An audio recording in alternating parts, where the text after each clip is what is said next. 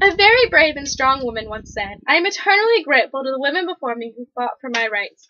Women fighting for their rights is something that has gone on throughout the ages. The need for equality seems to be a primal instinct in our human race. In 1916, Margaret Sanger opened the first birth control clinic and was arrested for it for only 10 days after the opening. She later on, after release from prison, was able to reopen it. After a long fought battle, women earned the right to vote with the 19th Amendment in 1920. In 1945, at the end of World War II, millions of women lost their jobs when men returned from the war. 80% of them kept on working, 20% returned to being just housewives, but that 80% had to continue being a housewife at home to their children. In 1976, marital rape became illegal in Nebraska. And in 1978, the Pregnancy Discrimination Act takes effect, causing it so that you could not be fired or looked down upon for being pregnant at work. Mary Wollstonecraft once said, "I do not wish women to have power over men, but over themselves." The war on women is not just around the world still. Even in this 21st century, it still goes on in America.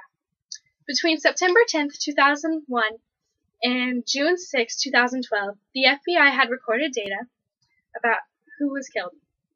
3,073 people were killed in terrorist attacks in the U.S. 2,002 U.S. troops were killed in Afghanistan. 4,486 people were killed in Iraq from U.S. troops. 11,766 women were killed here on American soil by their husbands or boyfriends. Many women are mocked and blamed for their rape, told it's their fault for wearing a revealing dress, drinking too much. Are they going to blame the death of almost 12,000 women on those reasons too? It's not the man's fault, it's the girl's. She brought it on herself. Why is it not socially acceptable for a woman to drink to the drunken point of a man, but it's okay for him? Susan B. Anthony once said, "Women must not depend upon the protection of man, but be taught to protect herself." Women in America are being forced to protect themselves and do what they want. In Morocco, girls are forced to marry their rapist so that he does not have to go to jail. This was brought to the media's attention in April of 2012 when a 16-year-old committed suicide by drinking rat poison. This is helping to reform the law because women are now outraged and they are protesting against it. They don't think it's right that you should have to marry your rapist, being forced into it by your parents and the man so that he doesn't have to go to jail. It's court-ordered. You can't leave him. Michael J. Fox once said, "One's dignity may be assaulted, vandalized, and cruelly mocked, but it can never be taken away unless it's surrendered." I think this quote fits perfectly here because it shows that she didn't surrender it away. The way that she got out might have hurt herself, but it will save millions of other women. In Iran, and the Middle East all over, women are not generally allowed to continue their education. We have textbooks here. I'm a girl.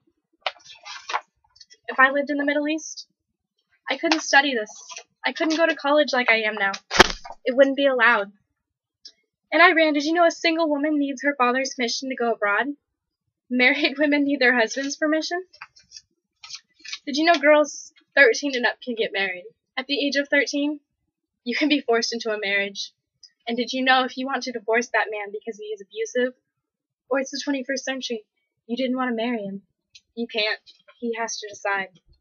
And when your dad dies and leaves, the journal, the house, this and that, you don't get it. You get half as much as your brothers. You will not be allowed to have the whole amount. The way that they have to dress. Would you want to wear approximately 5 to 6 pieces of clothing when it's 100 degrees outside in a desert? Would you want to have to wear all of that? I actually own Middle Eastern clothing, and I would like to show you how many layers you would have to wear. So first, you'd have to wear a shirt, a long sleeve. It has to be long sleeve. Generally, it's black. I didn't have a black one. You have to wear a black long sleeve shirt. You then have to wear either black pants, jeans, slacks, some sort of underpants to go underneath the dress. Then you have a very boxy, very unshapely dress. You have multiple layers to it so that it can't be seen through. You have to wear that. You then have to proceed to wrap your whole head and neck in the scarf, and it will go around and cover your whole face as well. All of these layers put together, you have this, this, this, and this. That's how you have to go outside every day. You don't get a choice. Would you want to wear that in 100-degree weather? Grace Kelly once said, "I'm basically a feminist. I believe women can do anything they decide to. I am a firm believer that women should be allowed to do anything they decide to. If a woman wants to wear that many layers because it's her religion, let her. It's fine, but do not force it upon her." Now, we've talked about Morocco, Iran, the Middle East. I think personally the biggest one that we need to bring to attention is the one right here in America. Too many women are being killed according to this.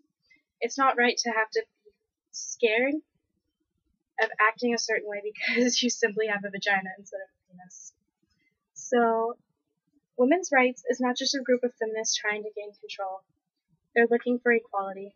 Women are just trying to stand equally on the same level as men. Thank you.